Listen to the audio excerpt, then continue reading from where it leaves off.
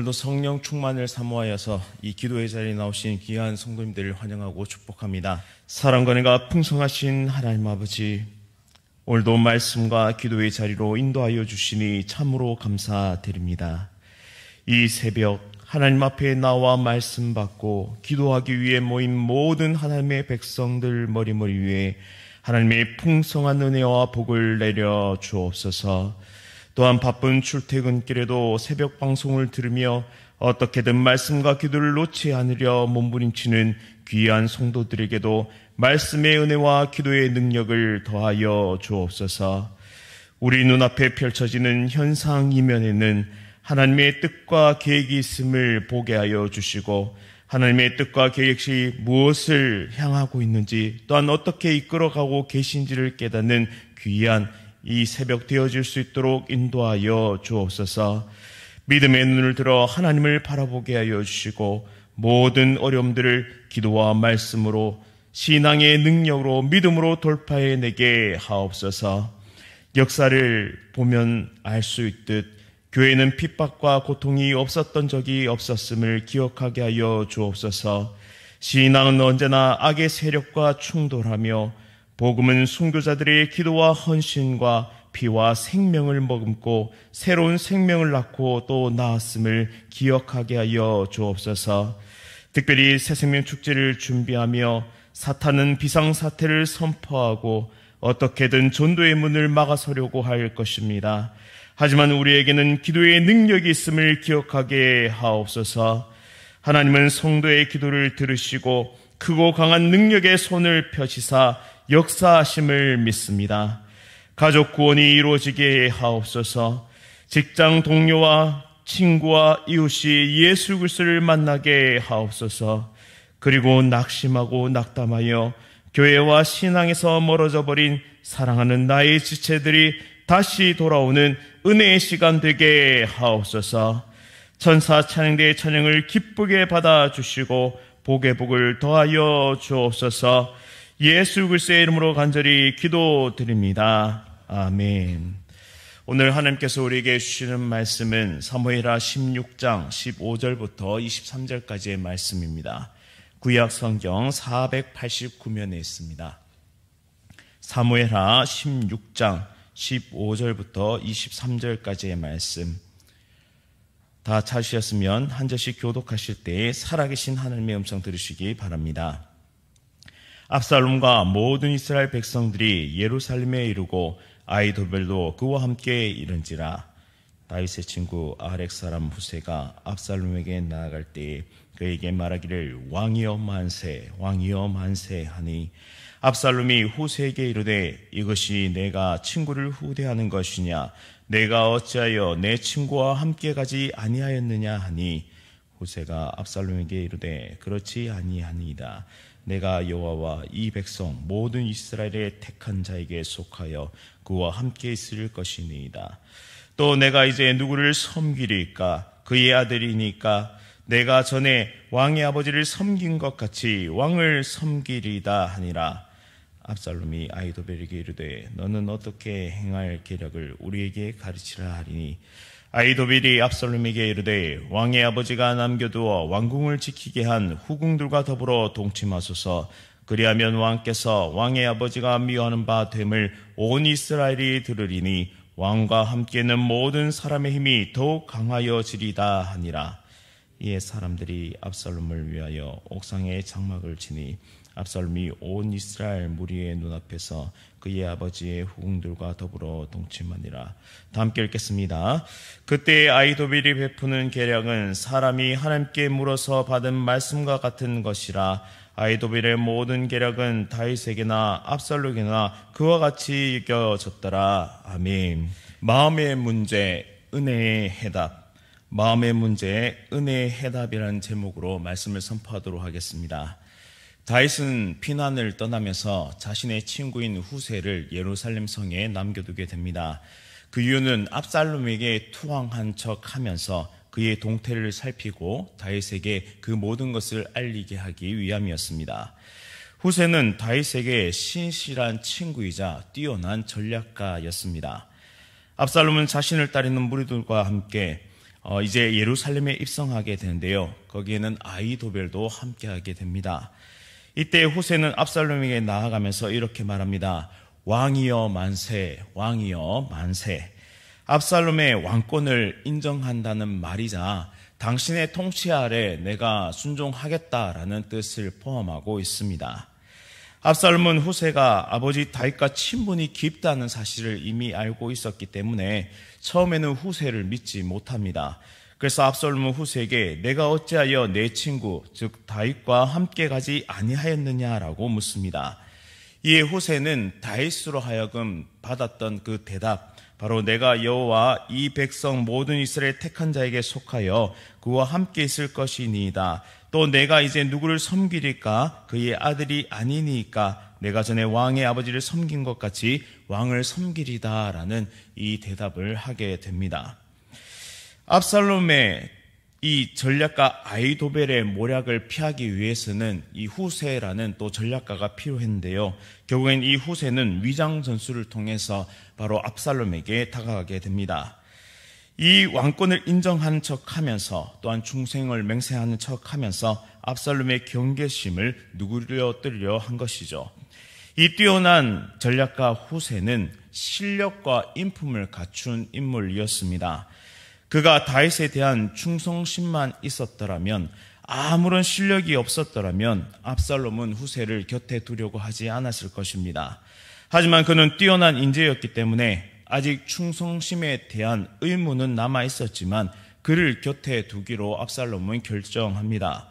아히도벨과 함께 후세까지 자신의 책략가가 되어준다면 천군만마를 얻은 것과 같은 것이기 때문이죠.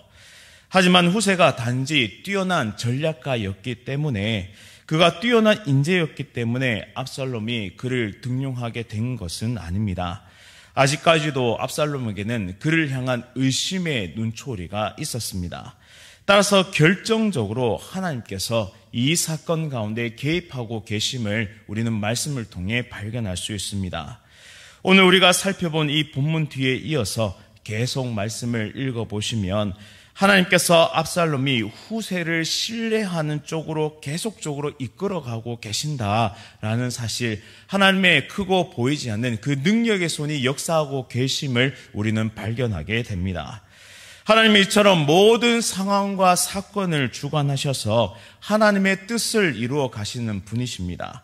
하나님은 사람이 가진 마음의 경량성까지도 막으시거나 허용하실 수 있는 능력이 있으신 분이시죠.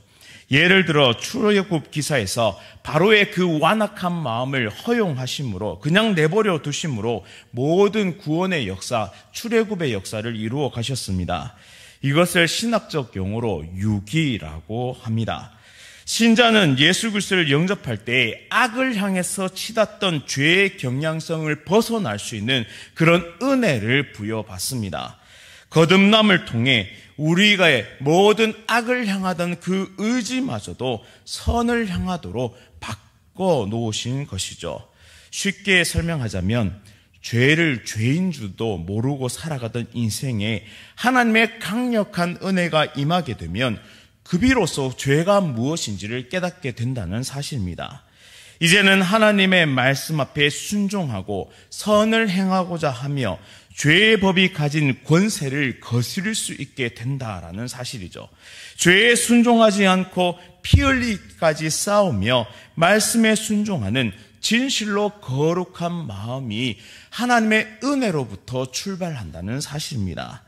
따라서 오늘 하루를 시작하면서 하나님께서 우리에게 베푸신 은혜를 의지해야 합니다. 거듭난 의지가 하나님의 은혜 안에서 정상 작동할 수 있어야 합니다. 그러기 위해서는 하나님께 이 선한 의지가 온전히 발휘될 수 있도록 하나님 인도해 달라고 우리는 하루를 시작할 때 기도로 시작해야 한다는 사실입니다. 올바른 것을 선택할 수 있는 용기, 또한 말씀대로의 삶을 선택할 수 있는 지혜를 달라고 우리는 하나님께 구해야 합니다. 우리는 어리석게도 자꾸만 눈앞에 있는 현상과 결과에 집착하는 경향이 있습니다. 그런데 인간의 궁극적인 문제는 결국 마음의 문제입니다. 우리의 마음을 뒤흔들어 놓고 우리의 마음을 악한 곳으로 이끌어가는 바로 이 마음에서 시작된다는 사실이죠. 마음이 곧 이 모든 문제의 해답이 되며 모든 죄는 마음에부터 싹이 트고 자라고 장성해서 결국에는 악한 결과, 파괴적인 결과를 내놓게 되는 것입니다. 그런데 이 마음의 문제는 우리의 힘이나 우리의 능력으로, 우리의 지혜로 결코 해결할 수 없습니다. 하나님만이 우리의 마음의 문제를 해결해 주실 수 있다라는 사실을 우리는 인정해야 한다는 것이죠. 왜 우리의 삶에 갈등이 일어납니까? 왜 우리의 삶 가운데 다툼이 일어납니까? 왜 분노와 미움이 우리의 인생을 잡아당기며 우리를 파멸의 길로 인도하고 있습니까? 바로 우리의 이 마음이 악을 향해서 이 죄가 가진 강력한 권세 아래서 이끌려가기 때문에 그런 문제들이 일어나는 것입니다. 하나님의 모든 것에 하나님께 이 문제를 내어드리지 못했기 때문에 이러한 일들이 일어난다는 사실이죠. 따라서 이 점에 있어서만큼은 다윗은 탁월했다는 사실을 우리는 기억해 볼 필요가 있습니다. 적어도 사울왕을 자신의 분노와 절제하지 못하는 감정 때문에 죽이지 않았다. 하나님께 이 마음의 문제를 드렸다. 원수 갚는 것마저도 하나님의 그 주권 아래 드렸다라는 사실만은 다윗의 탁월한 점이었습니다. 우리 모두가 이 새벽에 우리 마음의 문제를 하나님 앞에 드릴 수 있기를 원합니다. 하나님, 저 사람 때문에 화가 납니다. 하나님, 이런 상황 때문에 내 감정이 소용돌이 칩니다. 하지만 내 마음의 문제를 하나님의 은혜 앞에 겸손히 내어놓습니다.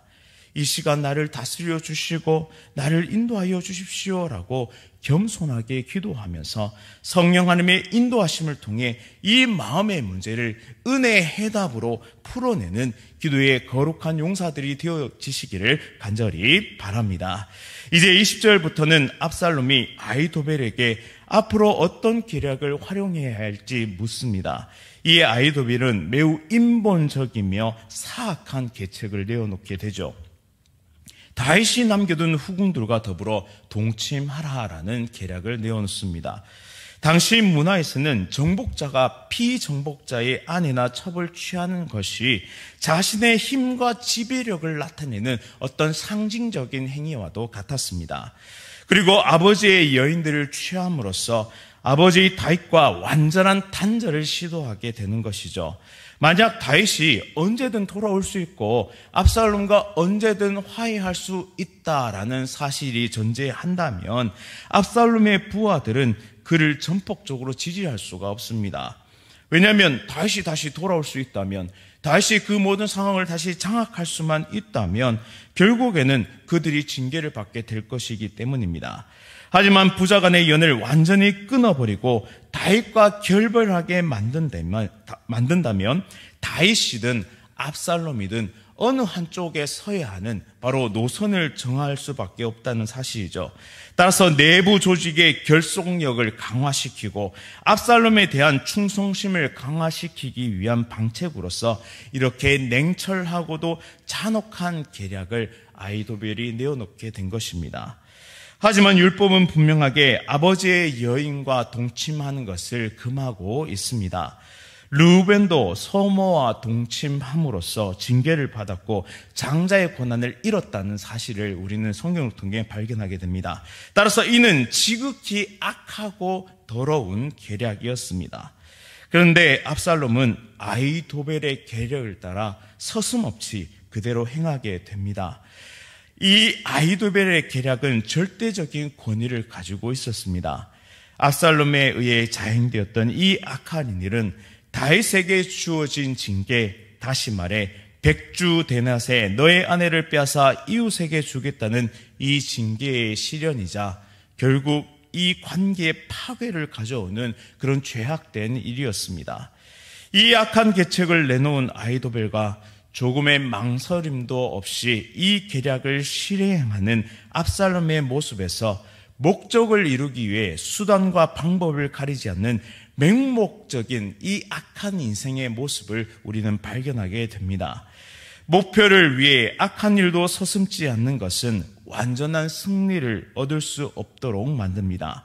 완전한 승리는 그 과정에서도 부끄러움이 없어야 하는 것이죠. 그리스도인들은 더디더라도 하나님의 말씀과 하나님의 방법으로 승리를 거두는 법을 연습해야 합니다. 그렇지 않으면 우리도 아히도벨과 압살롬처럼 괴물이 되어버릴지도 모릅니다. 한번 질문해 보겠습니다. 내 스스로에게 나는 무엇을 실현하기 위해 온 힘을 다해 달려가고 있습니까? 나는 무엇을 가지기 위해 온 마음을 다해 살아가고 있습니까? 그것은 하나님의 것입니까? 아니면 이 땅의 것입니까? 그 과정은 정직합니까? 그리스도인다운 것입니까? 이 질문을 항상 우리 스스로에게 할 수 있기를 원합니다. 또한 이 질문을 하나님의 음성으로 들으시고 오늘 이 새벽에 정직하게 반응하며 추워의 죄악된 모습이 있다면 하나님 앞에 회개하며 돌이킬 수 있는 귀한 시간 되어질 수 있기를 간절히 바랍니다. 오늘 말씀을 통해 우리는 한 가지 중요한 사실을 발견하게 됩니다. 인생의 악함은 바로 이 마음의 문제로부터 시작되고 이 마음의 문제는 오직 하나님의 은혜로만 해답을 얻을 수 있다. 그 은혜의 능력만으로 우리는 그 악함을 거슬러 올라갈 수 있는 힘과 능력을 얻을 수 있다. 이 사실을 기억하면서 날마다 하나님 안에서 승리하는 법, 하나님의 말씀과 하나님의 방법으로 승리하는 법을 연습하고 준비하여서 최후 승리를 거두어 드릴 수 있는 거룩한 주의 백성들 다 되시기를 간절히 바랍니다. 이 시간 말씀을 기억하면서 함께 기도하겠습니다. 하나님 아버지, 오늘 말씀을 통해 모든 죄가 마음의 문제에서 시작됨을 깨닫게 하시니 참으로 감사드립니다. 우리의 힘이나 능으로는 결코 마음의 문제를 해결할 수 없음을 겸손히 고백합니다. 하나님께서 우리의 마음을 다스려 주시고 거듭난 의지가 선한 것을 향하여 나아갈 수 있도록 더욱 굳세게 하여 주옵소서. 삶에 산적해 있는 문제들, 특별히 고통과 우리를 수렁으로 끌어가고 있는 관계의 문제들, 이 수많은 문제들도 결국 불의한 마음의 문제에서 시작됨을 알게 하여 주시고 악한 영들에게 우리의 마음을 빼앗기지 않도록 인도하여 주옵소서. 말씀과 기도에 영적 방어막을 치게 하시고 죄에 대한 저항력을 가지며 성령 충만으로 승리케 하여 주옵소서. 우리가 걷는 걸음이 더딜지라도 하나님의 말씀대로 하나님의 방법대로 승리하는 법을 연습하고 배워갈 수 있도록 인도하여 주옵소서. 그리하여 결과의 승리만을 추구하는 것이 아닌 과정까지 하나님의 뜻에 합당한 진정한 승리를 거두는 모든 대항의 가족들 될 수 있도록 인도하여 주옵소서. 예수 그리스도의 이름으로 간절히 기도드립니다. 아멘. 하늘에 계신 우리 아버지여, 이름이 거룩히 여김을 받으시오며 나라가 임하시오며 뜻이 하늘에서 이루어진 것 같이 땅에서도 이루어지이다. 오늘 우리에게 일용할 양식을 주시옵고 우리가 우리에게 죄 지은 자를 사하여 준 것 같이 우리 죄를 사하여 주시옵고 우리를 시험에 들게 하지 마시옵고 다만 악에서 구하시옵소서. 나라와 권세와 영광이 아버지께 영원히 싸움나이다. 아멘. 오늘 하루도 성령 충만으로 승리하십시오.